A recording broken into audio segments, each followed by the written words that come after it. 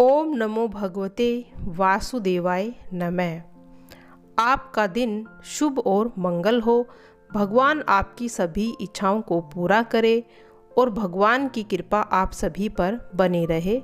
तो प्रिय भक्तजनों, आज हम कार्तिक मास अध्याय 19 और 20 का श्रवण करेंगे। इससे पहले हम कार्तिक मास स्नान की कथा का श्रवण करते हैं। किसी गांव में एक ब्राह्मण और उसकी ब्राह्मणी रहते थे।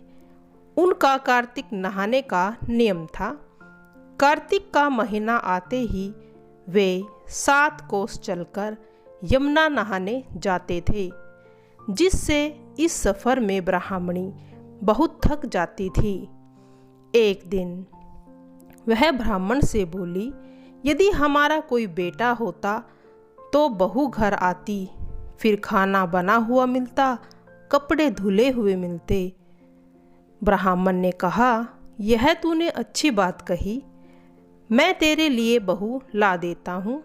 उसने ब्राह्मणी से कहा, तू एक पोटली में थोड़े से चने और कुछ सोने की मोहरें डाल दे। ब्राह्मणी ने फिर पोटली बांधकर दे दी। तब ब्राह्मण पोटली लेकर चल दिया। दूर जमुना के किनारे कुछ लड़कियां खेल रही थी। उनमें से एक लड़की बोली, मैं तो अपना घर नहीं बिगाड़ूंगी, मुझे तो अपना घर चाहिए। ब्राह्मण को वही लड़की पसंद आई और वह उसके पीछे हो लिया। जब वह लड़की घर पहुंची तो ब्राह्मण ने कहा, बेटी मुझे बड़ी भूख लगी है, अपनी माँ से पूछ ले क्या मेरे लिए 4 रोटी बना देगी। कार्तिक का महीना है, मैं किसी के घर का अनाज नहीं खाता। लड़की बोली, ठीक है बाबा, मैं माँ को कहकर आती हूँ। वह माँ के पास गई और अपनी माँ से कहा, माँ एक बाबा आए हैं और वह कह रहे हैं कि उन्हें बहुत भूख लगी है, क्या आप उनके लिए 4 रोटी बना देंगी। तब उसकी माँ रोटी बनाने लगी। जैसे ही उसने आटा छाना, उसमें से सोने की एक मोहर निकली। माँ सोचने लगी, जिसके घर के आटे में इतनी सोने की मोहरें हैं, उसके घर में कितनी होंगी। फिर उसने रोटी बनाई और ब्राह्मण को परोस दी। ब्राह्मण रोटी खाने लगा तो उसकी माँ ने पूछा, बाबा क्या आप लड़के की सगाई करने जा रहे हैं।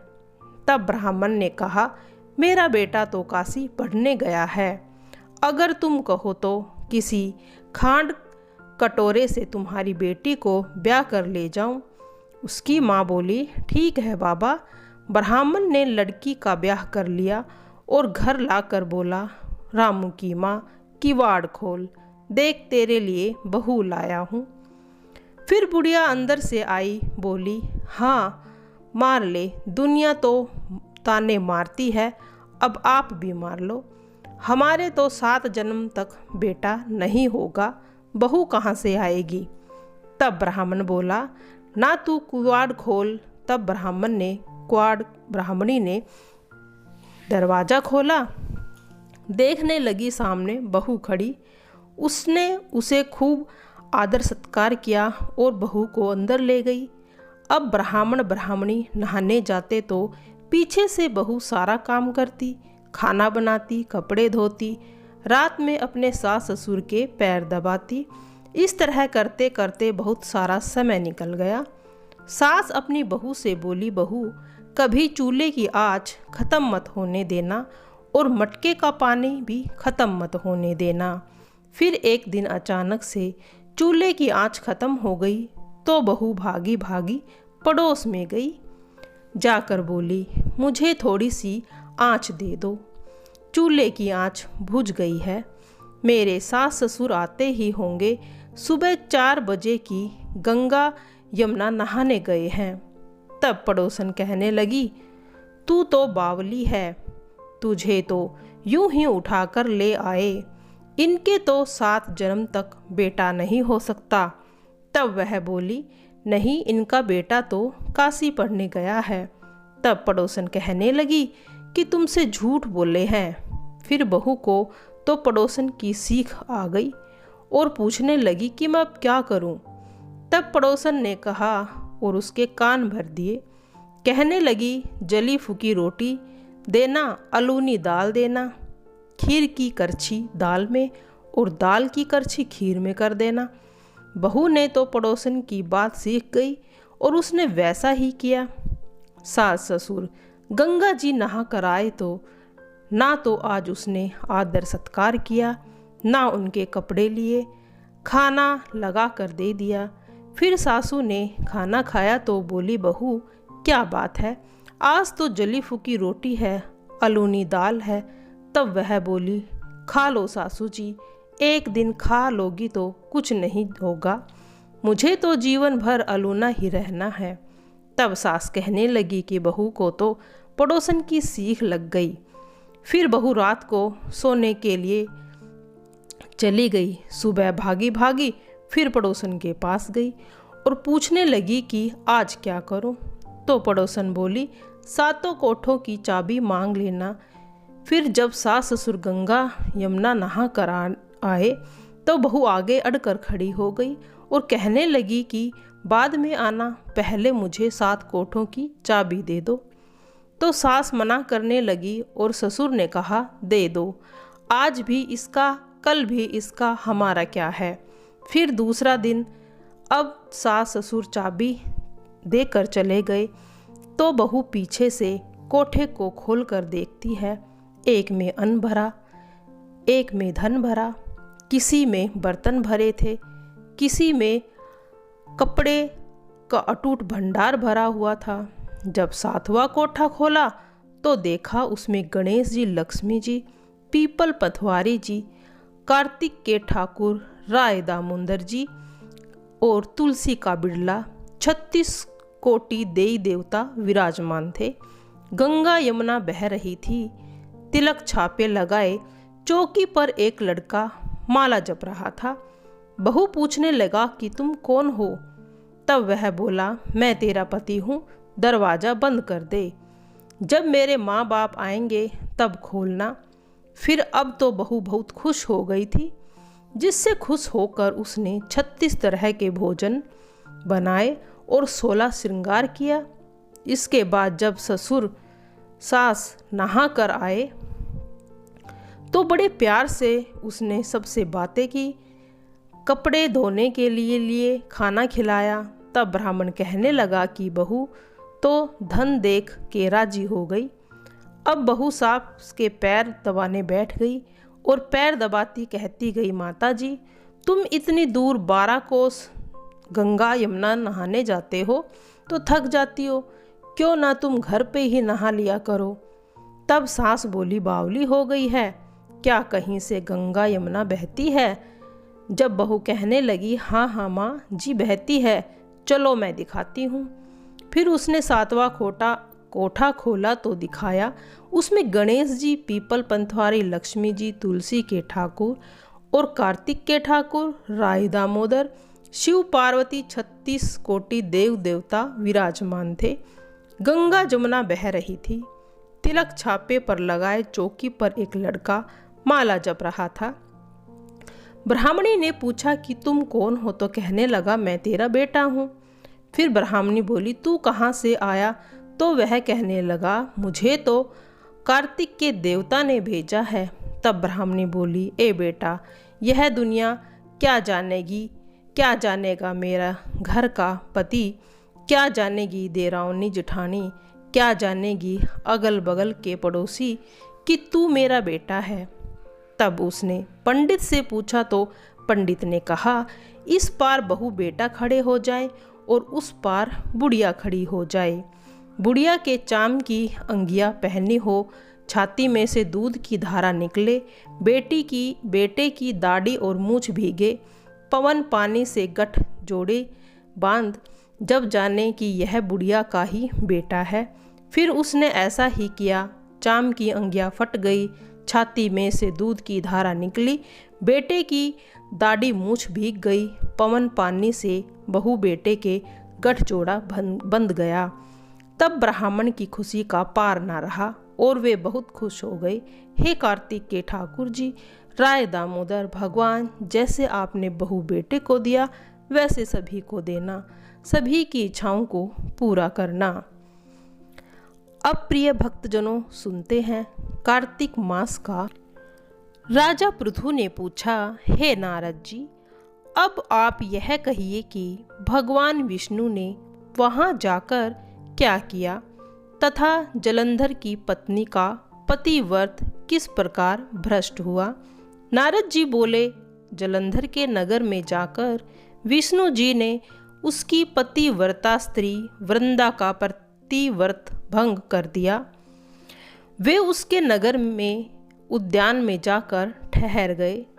रात में उसको स्वप्न दिया। वह भगवान विष्णु की माया और विचित्र कार्य पद्धति थी और उसकी माया द्वारा जब वृंदा ने रात में वह स्वप्न देखा कि उसका पति नग्न होकर सिर पर तेल लगाए महिषा पर चढ़ा है, वह काले रंग के फूलों की माला पहने हुए है तथा उसके चारों हिंसक जीव हैं, वह सिर मुंडाए हुए अंधकार में दक्षिण दिशा की ओर जा रहा है।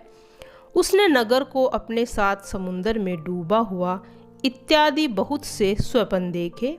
तत्काल ही वह स्वप्न का विचार करने लगी। इतने में उसने सूर्य देव का उदय होता देखा तो सूर्य में उसे एक छिद्र दिखाई दिया तथा वह कांतिहीन था। इसे उसने अनिष्ट जाना और वह भयभीत हो गई।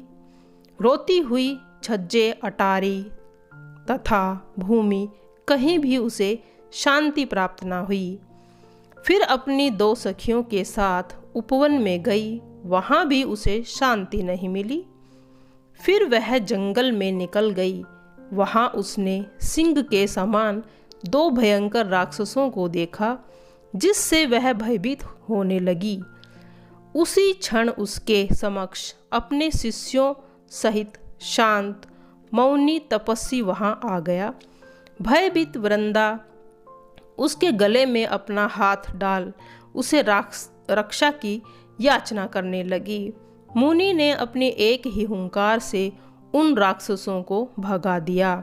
वृंदा को आश्चर्य हुआ तथा वह भय से मुक्त हो मुनिनाथ को हाथ जोड़कर प्रणाम करने लगी। फिर उसने मुनि से अपने पति के संबंध में उसकी कुशल प्रार्थना के लिए प्रश्न किया। उसी समय 2 वानर मुनि के समक्ष आकर हाथ जोड़कर खड़े हो गए और जो ही मुनि ने भ्रुकुटी संकेत दिया त्यों ही वे उड़कर आकाश मार्ग में चले गए। फिर जलंधर का सिर और धड़ लिए मुनि के आगे आए। तब अपने पति को मृत हुआ जान वृंदा मूर्छित होकर पृथ्वी पर गिर पड़ी और उसी अनेक प्रकार के दारुण विलाप करने लगी। उसके बाद मुनि से कहा, हे कृपानिधि, आप मेरे इस पति को जीवित कर दीजिए। पतिव्रता दैत्य पत्नी ऐसा कहकर दुखी श्वासों को छोड़कर मुनि के चरणों में गिर पड़ी। तब मुनिवर ने कहा, यह शिवजी द्वारा युद्ध में मारा गया है, जीवित नहीं हो सकता, क्योंकि जिसे भगवान शिव मार देते हैं वह कभी जीवित नहीं हो सकता। परंतु शरणागत की रक्षा करना सनातन धर्म है। इसी कारण कृपा कर मैं इसे जलाए देता हूँ। नारद जी ने आगे कहा, वह मुनि साक्षात विष्णु ही थे जिन्होंने यह सब माया फैला रखी थी। वह वृंदा के पति को जीवित करके अंतर ध्यान हो गए। जलंधर ने उठकर वृंदा का आलिंगन किया और उसे चूमा। वृंदा भी पति को जीवित देखकर अत्यंत हर्षित हुई और तब तक हुई बातों को स्वप्न समझा। उसके बाद वृंदा सकाम हो बहुत दिनों तक अपनी पति के साथ विहार करती रही। एक बार सुरत और संभोग काल के अंत में उन्हें विष्णु को देखकर उन्हें ताड़ित करती हुई बोली, हे पराई स्त्री से गमन करने वाले विष्णु, तुम्हारे शील को धिक्कार है। मैंने जान लिया है कि मायावी तपस्वी तुम ही थे। इस प्रकार कहकर कुपित पतिव्रता वृंदा ने अपने तेज को प्रकट करते हुए भगवान विष्णु को श्राप दे दिया। तुमने माया से 2 राक्षस मुझे दिखाए थे, वही दोनों राक्षस किसी समय तुम्हारी स्त्री ला हरण कर लेंगे। उसके बाद तुम्हारा शिष्य बना है, यह भी तुम्हारा साथी रहेगा। जब तुम अपनी स्त्री के विरह में दुखी होकर विचरण करोगे, उस समय वानर ही तुम्हारी सहायता करेंगे। ऐसा कहती हुई पतिव्रता वृंदा अग्नि में प्रवेश कर गई। ब्रह्मा आदि देवता आकाश से उसका प्रवेश देखते रहे। वृंदा के शरीर का तेज पार्वती जी के शरीर में चला गया और पतिव्रता के प्रभाव से वृंदा को मुक्ति मिल गई। प्रिय भक्तजनों, आज यहाँ पर 19वां अध्याय समाप्त होता है। कल की वीडियो में हम 20वां अध्याय लेकर आएंगे।